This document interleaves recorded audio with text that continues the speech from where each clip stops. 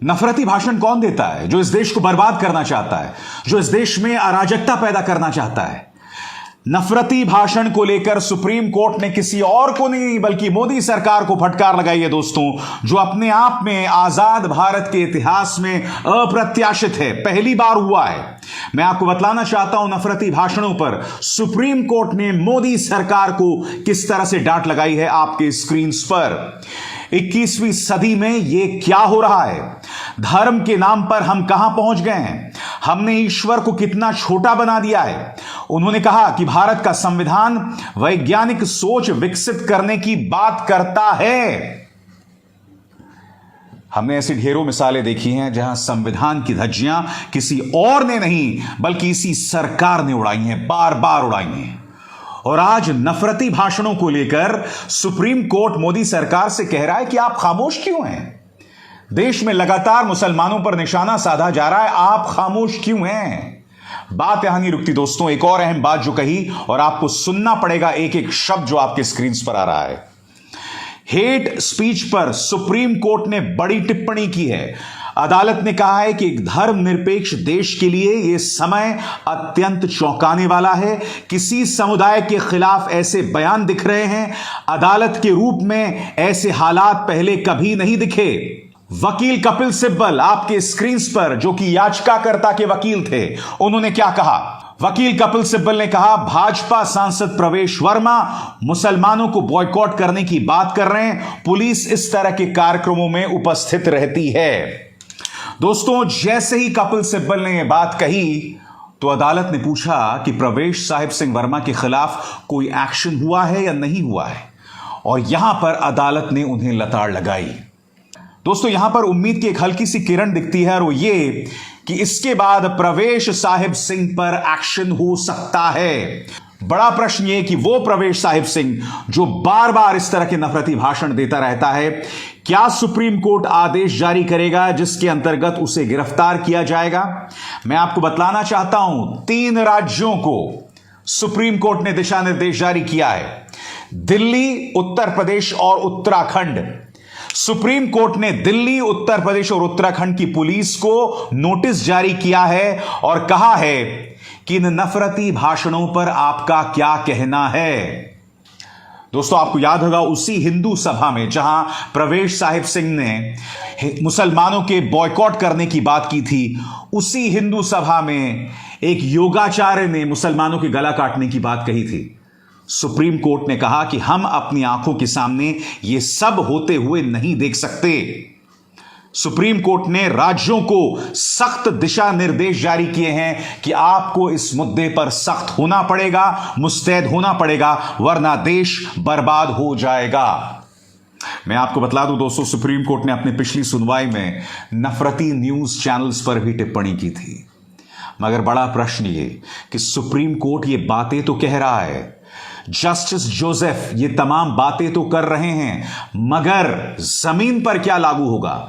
जमीन पर हमें क्या कार्रवाई दिखाई देगी? क्योंकि न्यूज चैनल्स के तेवर में कोई परिवर्तन नहीं आया है दोस्तों। पिछले 2-3 सालों में ये लोग किस तरह के कार्यक्रम करते रहे हैं, एक एक करके आपके स्क्रीन पर आ रहा है दोस्तों।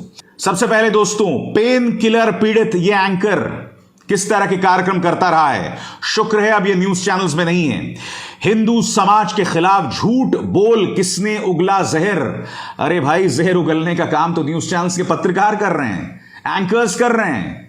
तुम तो पेन किलर लेकर पड़े रहो एक कोने में। आगे देखिए, मुस्लिम मुक्त भारत चाहती है भाजपा। खुलेआम जेनोसाइड, नरसंहार का ऐलान यह एंकर कर रहा है। यह वही एंकर है दोस्तों जिसने तबलीगी जमात के दौरान यह दावा किया था कि तबलीगी जमात ने पाकिस्तान के साथ मिलकर भारत में कोरोना फैलाने की साजिश रची थी। मैंने उस वक्त इस आदमी से कहा था कि तुम इतना बड़ा दावा कर रहे हो, दिल्ली पुलिस को जानकारी क्यों नहीं देते? कोई जानकारी नहीं दी, उल्टा अदालत ने तबलीगी जमात को बरी कर दिया। आगे देखिए दोस्तों, और यह कार्यक्रम किया गया था राम मंदिर पर फैसला आने से पहले। कार्यक्रम क्या कहा था आपकी स्क्रीन पर? जन्मभूमि हमारी, राम हमारे, मस्जिद वाले कहां से पधारे। फिर ये तिहाड़ प्रिय पत्रकार खुलेआम कितने किस्म के जिहाद हैं उस पर कार्यक्रम कर रहा था। कितने शर्म की बात है दोस्तों। पलायन के लिए पत्थर जिहाद, न्यूज इंडिया का कार्यक्रम। और ये वो चैनल है जो देश का दूसरा सबसे धनी व्यक्ति मुकेश अंबानी चलाता है। इस्लाम सिखाता है लव जिहाद का खेल, खुलेआम दोस्तों, खुलेआम इस तरह के कार्यक्रम चलाए जा रहे हैं। सुप्रीम कोर्ट अगर आज अपनी चिंता जतला रहा है तो उसे कहीं ना कहीं एक ब्लूप्रिंट जारी करना पड़ेगा इन नफरती न्यूज चैनल्स के खिलाफ। आगे देखिए दोस्तों, हिजाब जिहाद, बड़ा खुलासा, न जाने कौन सा बड़ा खुलासा। इस्लाम सिखाता है लव जिहाद का खेल, हिंदुत्व पर वार, मुगलों से प्यार। अरे मुगल तो मर खप गए भाई, वो तो अपनी कब्रों में दफन है। तुम काहे उनकी कब्रों को नोच कर उन्हें बाहर निकाल रहे हो? गजब मानसिकता है इन लोगों की, गजब नफरती मानसिकता है इन लोगों की। आगे देखिए, हिंदू एकजुट तो किसके वोट में फूट। लगातार दोस्तों इसी तरह के कार्यक्रम होते हैं और इन पर कोई लगाम नहीं। सुप्रीम कोर्ट अगर आज यह कह रहा है कि नफरती भाषण चिंता की बात है, सुप्रीम कोर्ट अगर सरकार की निरंकुशता पर, सरकार की खामोशी पर सवाल उठा रहा है, तो उसे कई मोर्चों पर जो है घेरेबंदी करनी पड़ेगी। सबसे पहले मोदी सरकार को जवाबदेह बनाना पड़ेगा।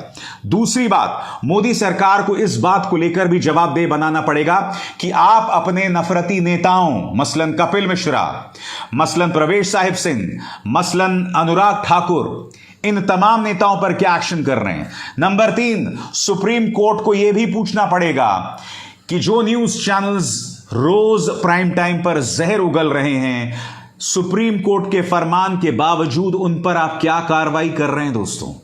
यह ना भूलें, आजाद भारत के इतिहास में शायद ही कभी ऐसा हुआ हो जब सुप्रीम कोर्ट ने या किसी सरकार ने मीडिया पर टिप्पणी की थी कि मीडिया दंगे भड़का रहा है।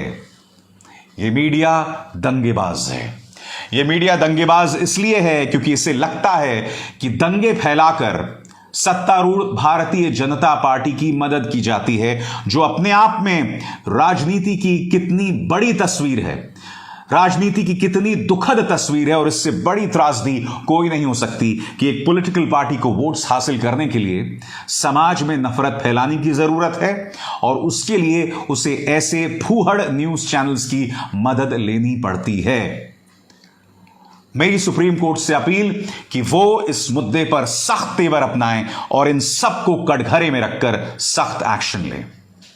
बहरहाल शुरुआत हो चुकी है, मगर मैं उम्मीद करता हूं कि ये बातें सिर्फ शब्दों तक सीमित नहीं रह जाएंगी और एक अप्रत्याशित फैसला आएगा, एक अनप्रेसिडेंटेड फैसला आएगा, एक दूरगामी परिणाम वाला फैसला आएगा, जिससे समाज में नफरत खत्म होने की नींव रखी जाएगी। अभिसार शर्मा को दीजिए इजाजत। नमस्कार।